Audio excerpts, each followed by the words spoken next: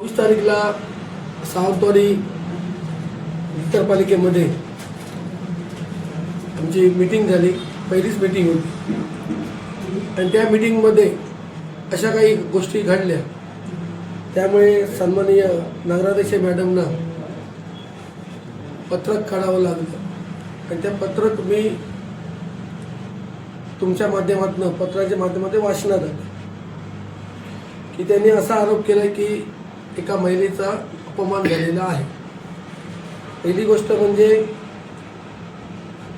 आणि काही नगरसेवकांनी तो माझा अपमान केला. मला असं वाटतं की तुम्ही सगळेजण तिथं होता, त्या गोष्टीला विरोध मीच केला होता. त्याच्यामुळे हे 100% मला लागू होतं म्हणून मी बोलतो.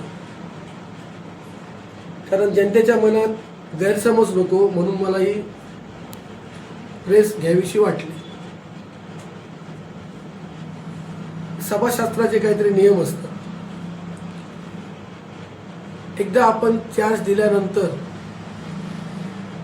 जी व्यक्ती असते तिथं प्रभारी बसलेली व्यक्ती असते त्याने ती मीटिंग चालवायची असते. त्यावेळी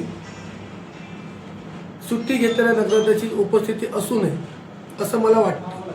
माझ्या हिशोबाप्रमाणे मी जेव्हा विरोध दर्शवला तेव्हा सीओ जे होते प्रशासन बसलं होतं, त्या गोष्टीला त्यांनी मला उत्तर द्यायला पाहिजे होतं की ऑनलाईन पद्धतीने बसता येतं किंवा नगराध्यक्षांनी सांगितलं पाहिजे होतं की असा GR आहे, अमुक आहे, या पद्धतीने ती निरीक्षक बनून राहू शकते नगराध्यक्ष मॅडम. पण तसं दोघांनी आम्हाला कल्पना दिली नाही आणि त्यांनी तो लॅपटॉप चालू होता ऑनलाईन ते बंद केलं आणि ते सभाशास्त्राप्रमाणे बरोबर आहे म्हणून निरोडकरांचं मी कौतुक करतो की त्याने योग्य रीतीने ती मीटिंग हाताळली. आणि मीटिंग ही जरी एक आम्ही काही गोष्टींना विरोध केला ते विरोध हा होतोच. मीटिंग म्हटल्यानंतर विरोध दावे प्रतिदावे आलेच. पण निरोडकरांचं मनापासून अभिनंदन करतो आणि सांगू इच्छितो नगराध्यक्ष मॅडमना आमचा हेतू कोणाचा अपमान करणं नाही. आमच्यावर चांगले संस्कार झाले त्यामुळे आम्ही कधी महिलेचा अपमान केला नाही. 25 वर्ष राजकारण करतो. उगाच तुम्ही राजकारण करून माझ्या भानगडीत पडू नका.